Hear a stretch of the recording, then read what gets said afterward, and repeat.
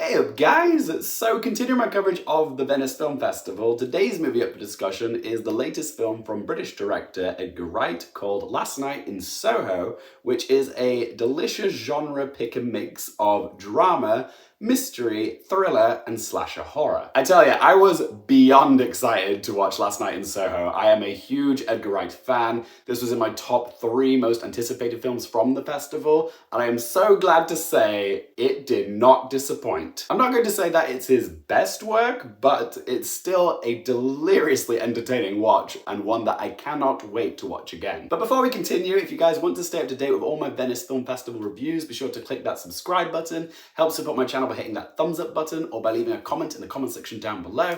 And if you want to stay up to date with all my Venice Film Festival thoughts, reactions, and coverage, be sure to follow me on Twitter or Instagram. All those links in that video description down below. Okay, back to the review. The film stars Thomasin Mckenzie as aspiring fashion designer Eloise Turner, who leaves her rural upbringing in Cornwall for the bright lights and creative juices of London, where she can study to become a fashion designer. Mckenzie plays Eloise with that whole fresh off the bus, small town girl in the big city energy, but as her grandmother, who's played by Rita Tushingham, warns her of, London isn't all that it's cracked up to be. It's full of bad apples, and for a small town girl, it can be quite a lot. And what do you know, she's right.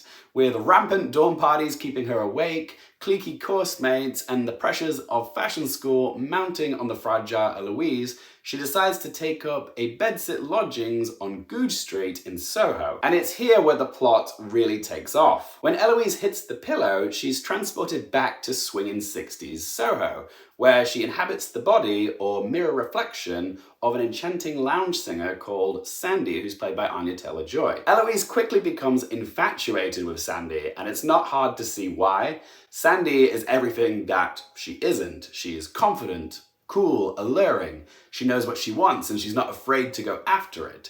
She has this insatiable appetite to become the next Cilla Black and believes that slick manager Jack, who's played by Matt Smith, will be the one to help her achieve this dream of hers. Anya Taylor Joy is genuinely bewitching in the role of Sandy.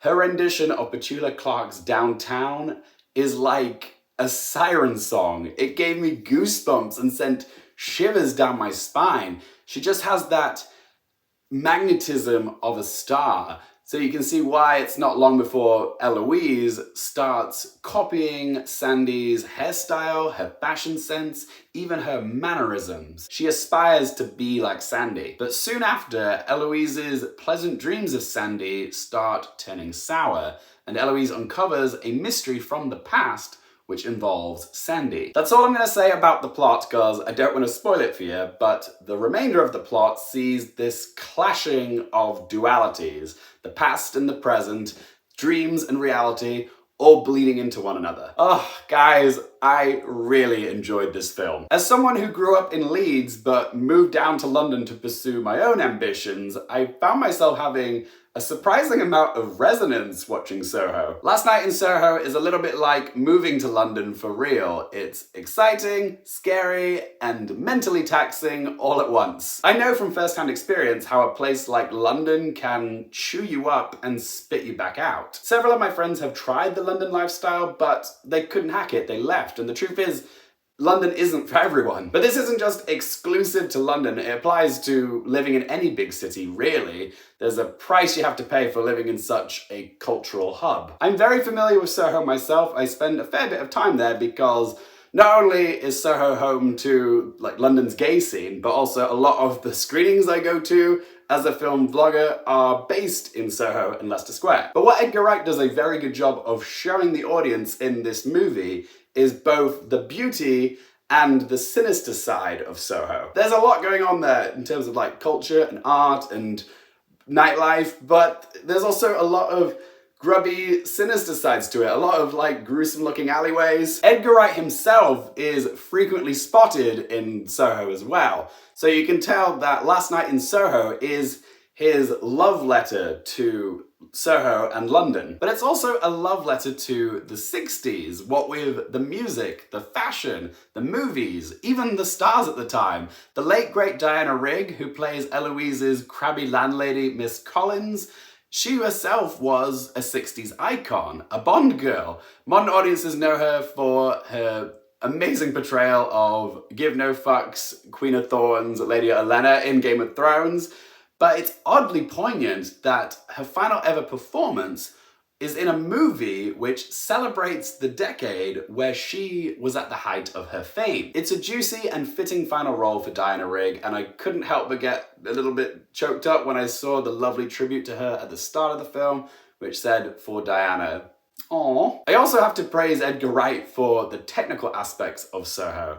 The scenes involving the mirroring of Eloise and Sandy are a masterful display of cinematic wizardry. Wright used a combination of practical and digital trickery into creating these truly seamless sequences where the perspective shifts back and forth from Eloise to Sandy. There's a real joy in seeing old school practicality, like actors mirroring each other's movements. And a hat tip to editor Paul Mackless for all the sly but smooth cuts and transitions which make it all so convincing. When it comes to negatives, what stops Last Night in Soho from reaching like Baby Driver or Shaun of the Dead greatness is in the rather cliched revelations of the final act. It's a bit of a shame because Edgar Wright and co-writer Krysty Wilson-Cairns do incorporate some interesting topics into the script. You can't help but wonder during the first act, what are we gonna get out of this movie? Is this an exploration of dreams and nightmares?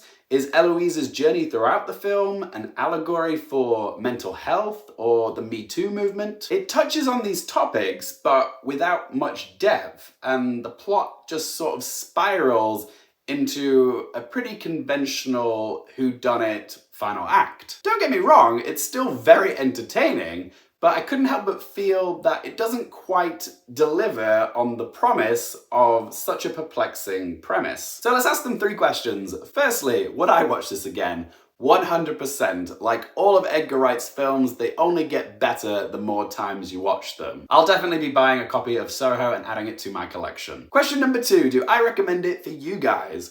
Most definitely. Last Night in Soho is an absolute blast. It's got all the ingredients we love of an Edgar Wright film: terrific performances, striking visuals, ravishing costumes, swish editing.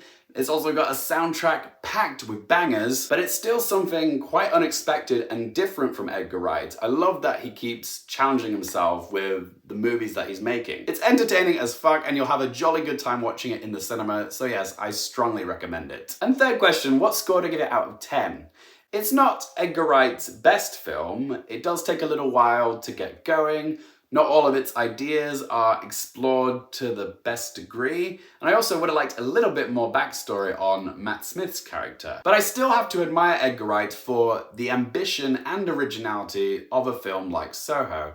I had a ton of fun watching it, so I'm going to give Last Night in Soho a score of 8 out of 10. But as always, guys, it's just one bloke's opinion. I would love to hear your thoughts on Last Night in Soho. Are you excited for this film? Have you seen it? What did you make of it? How does it rank for you in Edgar Wright's filmography? Whatever you have to say, let your voice be heard in that comment section down below. If you have enjoyed this video, please help support my channel by hitting that thumbs up button. Don't cost you anything, and it helps me out tremendously. If you want more movie, TV, and Oscars related content, don't forget to click subscribe, and if you want to follow me on any of my social media links, Twitter, Instagram, they're all in that video description down below. And as always, guys, thank you so much for watching. For more things related to movies, TV, and popcorn culture, I'm Luke Airfield, and I'll see you next time.